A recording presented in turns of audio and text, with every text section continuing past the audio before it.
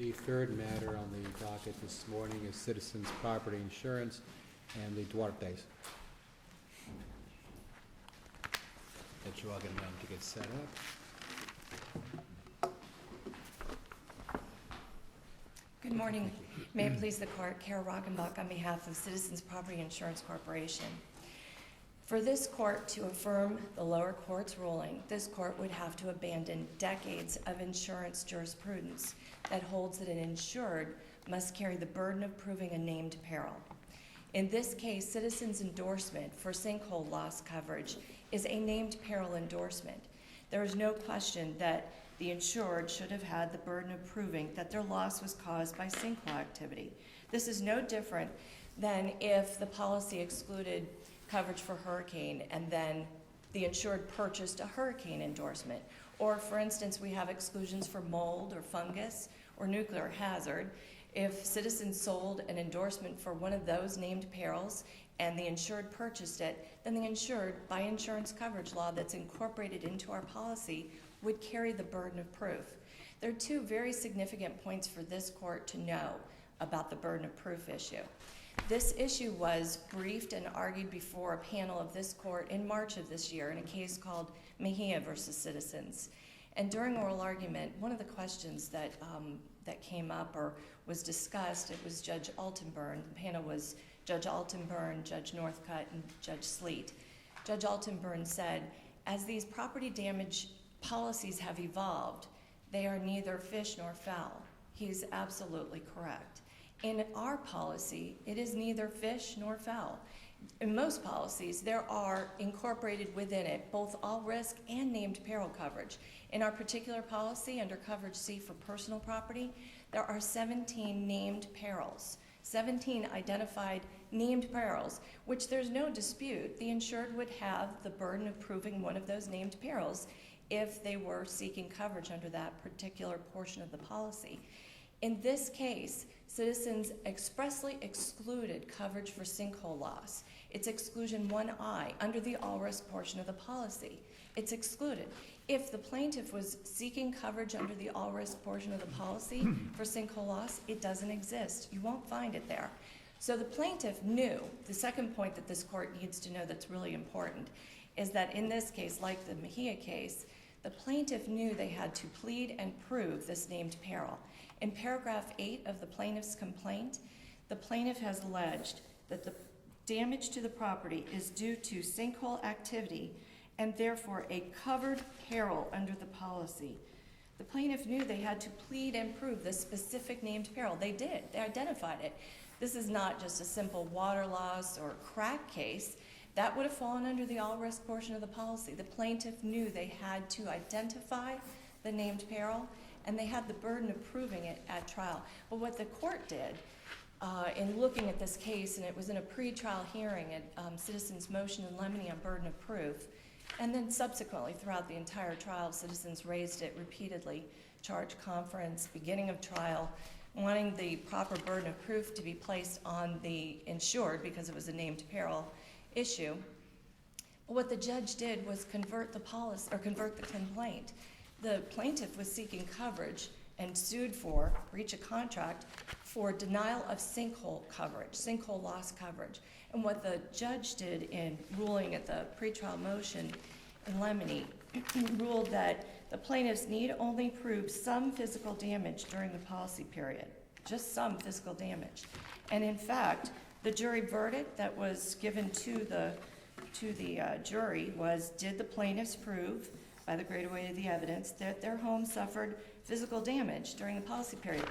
But that's not what our sinkhole loss endorsement requires. It actually has a tail to it that says direct physical loss to property caused by the peril of sinkhole loss, caused by the peril caused. It has to be caused. That's the particular coverage that they're seeking under this policy. And sinkhole loss is defined in the endorsement, not just as actual physical loss, as the jury was instructed in the verdict form, but actual physical loss caused by sinkhole activity. That tail of the definition in the insuring agreement and the endorsement is really important, because if it's not there, then the plaintiff is just seeking the basic all-risk general property damage. And under that, there's no sinkhole loss coverage. In the endorsement, if the court looks at the endorsement, there have been questions about if you drop down halfway through on page 1 of the sinkhole loss endorsement, it says that loss caused by sinkhole exclusion 1I, and that's in reference to the exclusion in the all-risk policy, does not apply with respect to coverage provided by this endorsement.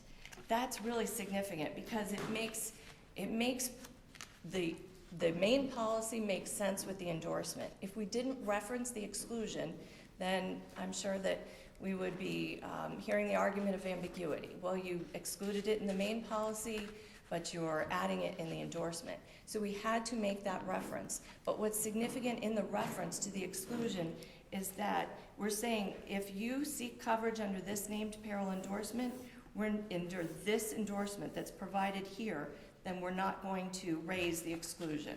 We'll raise the exclusion under the all-risk portion of the policy, but if you specifically seek this named peril coverage, then we won't apply the sinkhole loss exclusion.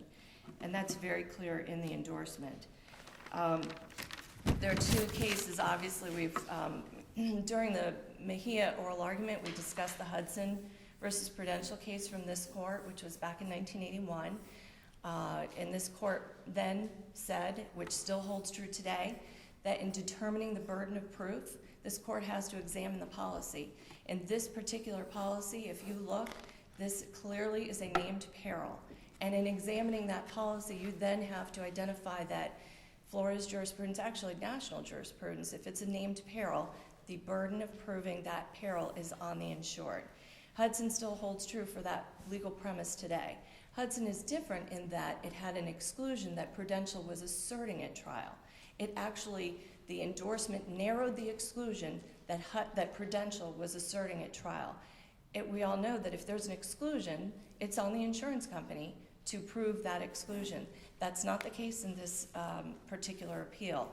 At trial, Citizens' pre-trial stipulation did not raise exclusions. Citizens went on the denial of sinkhole loss, knowing that this was a named peril that the insured had to prove. And it was either the insured proves the named peril and there's coverage, or the insured doesn't prove it. But Citizens, unlike Prudential in the Hudson case, was not asserting a policy exclusion that had changed by endorsement. The Florida Farm Bureau case is also a case that's cited in I think both parties' briefs. It's the first ECA case where Florida Farm Bureau was raising an endorsement and OIR rejected it. It was a sinkhole endorsement, and that case is not applicable to this issue of burden of proof. That case was involving an amount. Florida Farm Bureau wanted to make lower amounts for sinkhole loss coverage than their general property damage amounts. And the court said, the first ECA said that OIR was correct, and it was reasonable to conclude that the amount of sinkhole coverage was intended to be the same amount as casualty coverage provided in the base policy. It's the amount that was significant in that case. In this case, there's no distinction or difference between the amount of coverage. That's not at issue. It's the burden of proof issue, and Florida Farm Bureau has no applicability. Unless the court has any questions about the sinkhole loss endorsement and Citizens' position on the burden of proof, the other issue that this court may want to address in reversing this opinion or reversing the final judgment is the closing argument comments. In our brief, we pointed out that there was an objection and it was sustained. But the closing argument started right out of the box with plaintiff's counsel saying, "Good morning.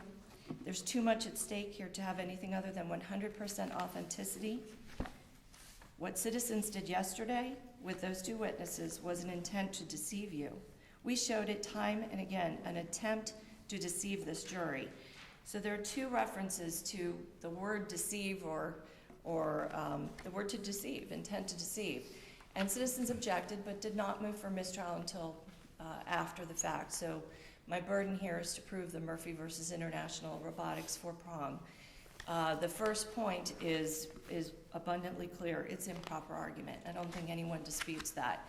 I'm sure even trial counsel to do it again wouldn't say it that way, because we know that. I thought the whole idea of Murphy was to put an end to the situation that had arisen in the DCAs where people could hang back, not object or not move for a mistrial, and then the case side became very confused, and some DCAs would reverse for fundamental error, some would not, and you never knew what the result was going to be, but you could hang back and not make the objection or not move for mistrial, and then have an ace in the hole, as it were, on appeal. And in Murphy, the Supreme Court seems to say, well, we're not going to let you do that anymore. You need to make the objection, you need to move for a mistrial, and if you don't, you're done. And we're just going to give you this tiny, tiny little escape valve, which, as I understand it, seems to be limited to just outrageous things like appeals to racial or ethnic prejudice, or some kind of gender thing, or something like that. And show me how this qualifies under that part of Murphy. Sure, thank you, Your Honor. And you're correct, absolutely. Murphy narrowed it significantly for the very purpose that you described, that it wouldn't be a built-in, hold-back, reversible issue. And I think that the record in this case actually shows that that wasn't the purpose, because citizens moved for mistrial, albeit too late, but it was not done at the moment for one of the prongs of Murphy, that it would have been incurable. Sometimes if you move for mistrial in the throes of trial battle, couldn't the trial court have strongly admonished counsel and in front of the jury said, well, this is improper, don't do it again, and instructed the jury to disregard it? No, that was actually outside the jury's presence, and it was at the motion for mistrial hearing. It wasn't the transcript shows, objection, Your Honor, improper argument. But why Court couldn't says counsel have sustained. requested a curative instruction? I'm sorry? Why wasn't it possible for counsel to request a curative instruction? That goes to the incurable prong of the Murphy versus International Robotics analysis. And deceitful is a bell that can't be unrung. Once someone comes out of the box and the first words out of their mouth in closing argument is, let's be authentic here. Let's be truthful. The party was deceitful, not the witnesses, the party, citizens. And by implication, Citizens, being a corporation, can only act through its counsel, so it's also Citizens and its counsel trying to deceive the jury through providing these two witnesses. Well, is there a case or cases that we could look to that would support the proposition that a statement like this made in closing argument would qualify under Murphy? There is I cited several cases in the brief. One of them is Pier 66. It's a 4th District Court of Appeal case that talked about there was a new trial that was granted based on counsel calling defendant counsel saying that they were liars, defendants were liars. The Sun Supermarkets case, which is a 3rd DCA, that defendant counsel lied to the jury. In candor to the court, these are pre-Murphy cases, so I understand that the burden for me is extremely high under Murphy, no question. How would you distinguish the Carnival opinion? And the authors on the panel say you should give it your best shot. Okay. Where they talk about and it was only a year ago too. Yeah, I think the holding that one said it was not incurable. That's true. The improper behavior did not amount to fundamental error in the Carnival case. That is correct. A difficult case to distinguish.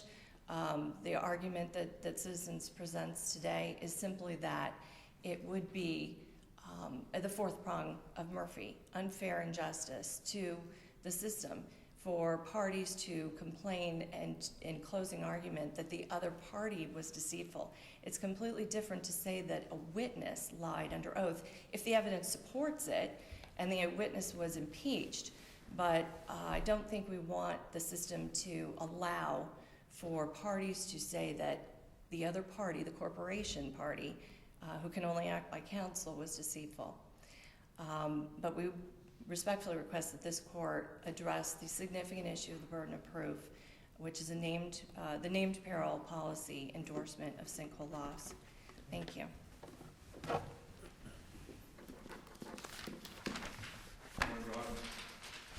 Mark Nation on behalf of the Duartes. And I'm going to address burden of proof first, then I'll do closing argument. And there was an argument on bifurcation that I'm going to address very, very briefly in this case.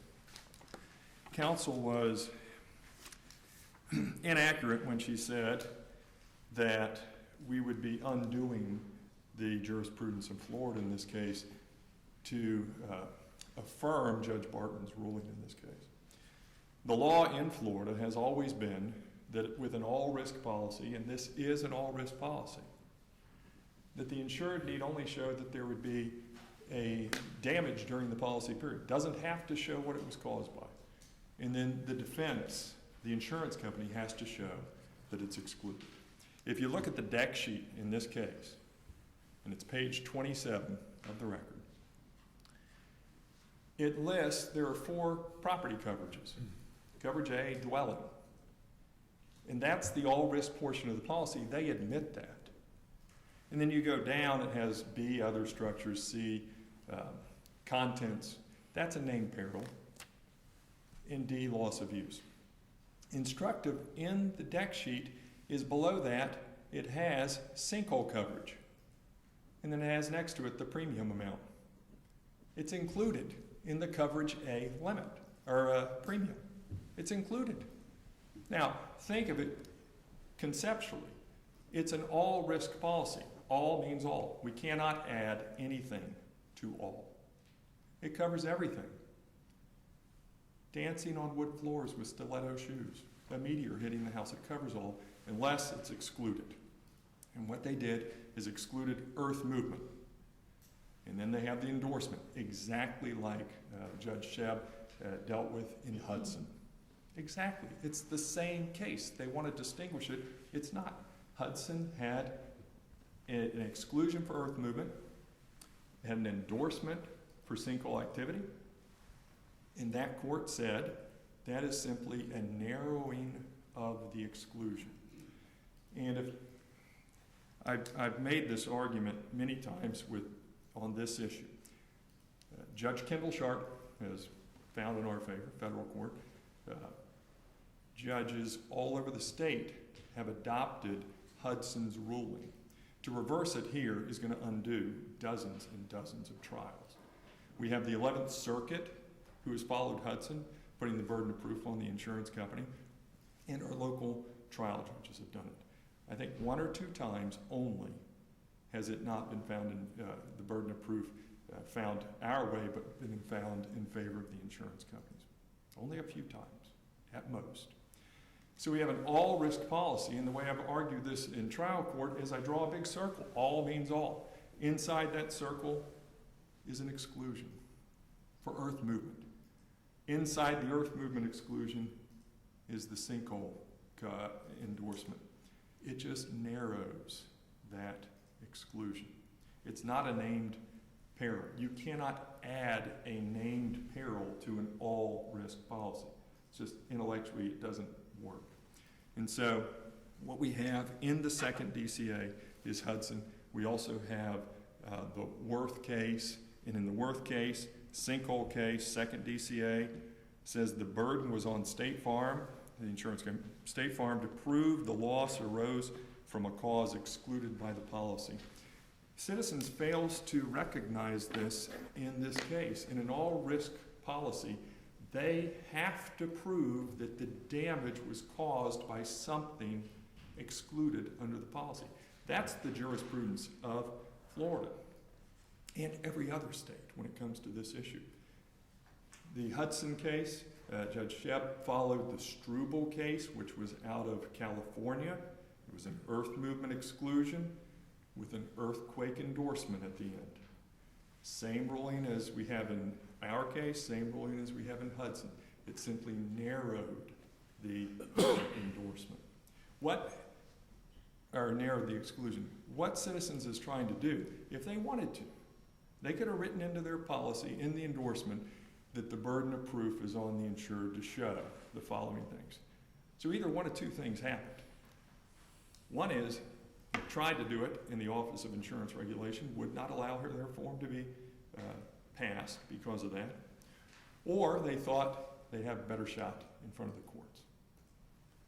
We have now out of Pennsylvania, believe it or not, a sinkhole case, the Betts case, which follows Struble, also the same ruling as Hudson. And so I would ask that this court, let me see if there was anything else, affirm Judge Barton on that issue. Oh, they don't have one case, not one case, supporting their argument that Hudson should be overruled in this case, or that the burden should be on the insured to show that the cause was sinkhole activity. They do cite two cases that they say support them, and those two cases are the direct carpet case, and in the direct carpet case, it's an Ohio case, burden of proof, named peril, none of that was the issue. The issue in that case was a fight between the plaintiff and the defendant on what was the insurance policy. And in that case, though, the court did talk about the endorsement at the end of that policy, but that endorsement, and I'm quoting from the case, is called an optional perils endorsement, quote, which is specifically indicated as pertaining to personal property of the insured, which is usually going to be a named peril anyway. Personal property of the insured, quote, this is undoubtedly in addition to the basic form which provides only specific risk coverage rather than all risk coverage. So their direct carpet case is not an all risk policy case. The other case is PBM Nutritional, and in that one it was an endorsement that just set forth an exclusion, and then the exclusion says, we exclude pollution, except pollution caused by specified number of perils. Neither one of those cases have anything to do with this situation. With no questions on that, I would proceed. Closing argument. You had to be there. Closing argument took place the morning after the evidence closed. The day before, I cross-examined their two expert witnesses. Their credibility was not simply attacked. It was destroyed. They were shown to have been giving testimony throughout their testimony that was untrue. At points, the jury was laughing at them. So much so that Citizens' closing argument was less than a minute. They didn't try to rehabilitate their witnesses. They couldn't. They sat through the same cross-examinations. They said, in closing, they gave the credentials of their experts, and they said, if you believe our experts, you rule in our favor. If you don't, if you believe Mr. Nation's experts, rule against us. That's the closing argument.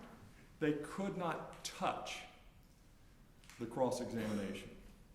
And so the first prong under this circumstance isn't improper. There was a list of things that those witnesses said that not only contradicted photographs, they contradicted their own reports.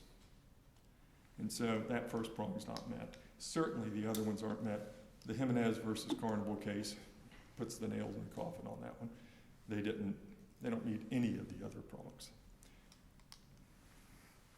And the final thing is bifurcation. One of the things they had mentioned is this need to enter into a contract for subsurface repairs before there can be a money judgment. They've waived that. That has not been raised. That's in their briefs. That was a ground for bifurcation. But last week, the second DCA issued an opinion that's on this contract issue, entering into a contract for sinkhole repairs. What I would point out in this case, it doesn't apply. Our verdict was $181,000. The policy limits are only $119,000. So and we didn't even put on our expert for the damage to the above ground, the structure. It would have been higher. And so our damage is much greater than the policy limits. And so the policy in this case says, in that case, they're just going to pay the money judgment. All right, thank you.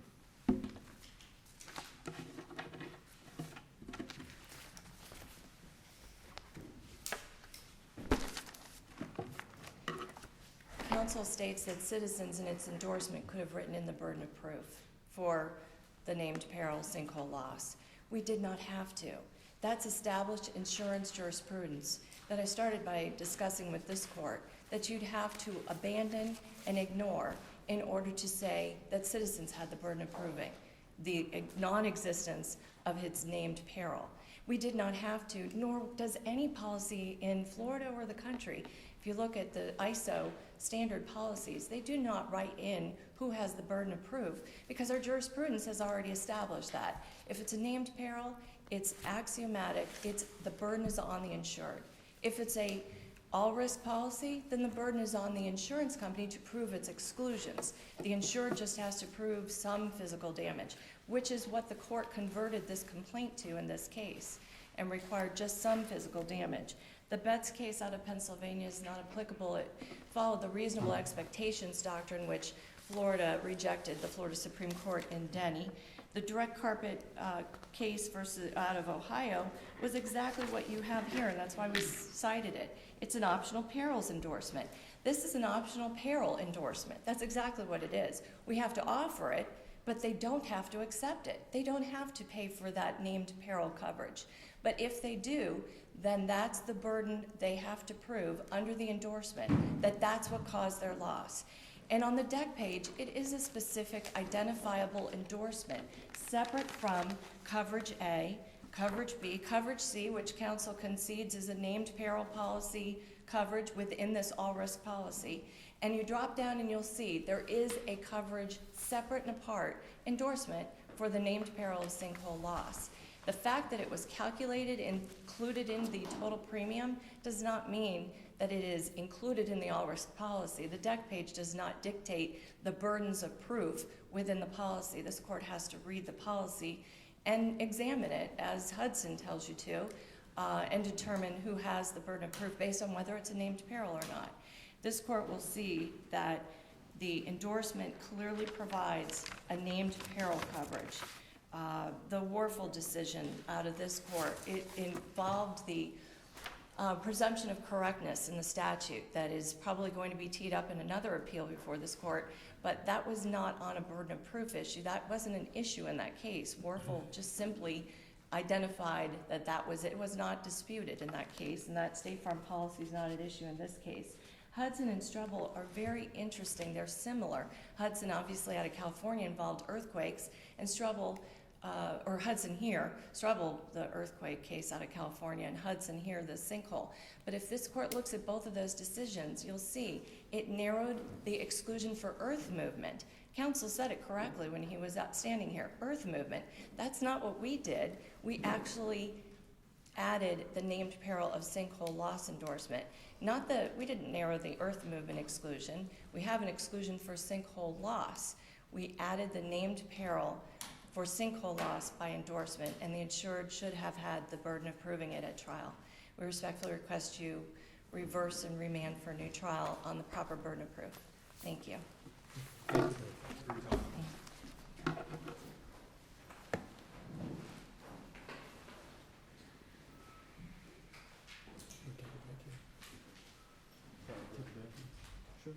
We're going to take about a 10-minute break here. We'll come back for the fourth case, and then the fifth case is continued, so if anybody is here on that one, I'm sorry. And then the last case, which will be the bout. So we'll be in recess.